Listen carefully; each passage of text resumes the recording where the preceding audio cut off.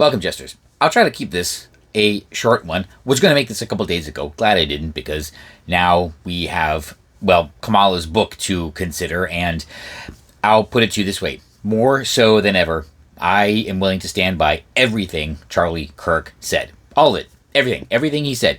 The hours of footage of him at college campuses, the probably thousands of hours of him on his podcasts, everything. I will stand by everything Charlie Kirk has said. And this is something that our friends on the left absolutely cannot do. Well, they have nobody that they can say this about. They really don't. Right? And so what are they doing? Right now, they are still stuck on maybe 4 or 5 purposely misinterpreted quotes from Charlie.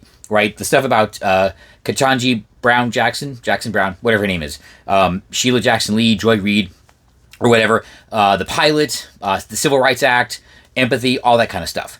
They have to literally, deliberately misquote 4 or 5 things out of thousands upon thousands of hours of things that he has said. And that's it. That's all they have. That's all they can do.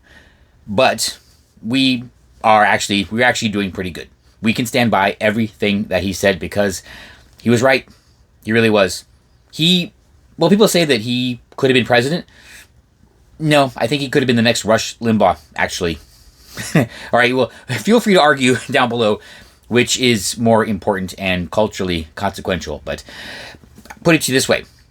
Our friends on the left, do they have anybody who even comes close to that skill, that amount of knowledge, that ability to debate? Is there anybody that they would tell you to go listen to if you want to understand our side? No. Is any Democrat? Find me a Democrat who will tell you to go listen to Kamala Harris. Find me a Democrat who will go tell you to listen to Joe Biden. Find me a Democrat who will go and tell you to listen to all of Barack Obama. He wasn't that good, by the way. I'm sorry, friends on the left. Yeah, he wasn't actually that good. They are terrified. They're absolutely terrified, the Democrats, that people will listen to Zohran Mamdani, whatever, who has to win mayor of New York, by the way. I stand by that. So if you're in New York, vote Mamdani, right? They're terrified. People will listen to him. Then the biggest voices on their side, the streamers, they pretend doesn't exist. You ask them about Destiny or Chank's nephew, they will never have heard of Twitch or anything like that. They won't even know what streaming is. Don't be ridiculous. Right. So, yeah. No, I get it. I understand why they have to lie about him because, remember, they're not smart people. They literally do not have the brain power to understand everything that he said. They don't have the brain power to take on the intellectual challenges that he presented for them and to us. They just can't. They cannot understand it. And, I've commented on this before. I, in a way, understand how they can't understand President Trump, who has a very unique style of speaking, admittedly.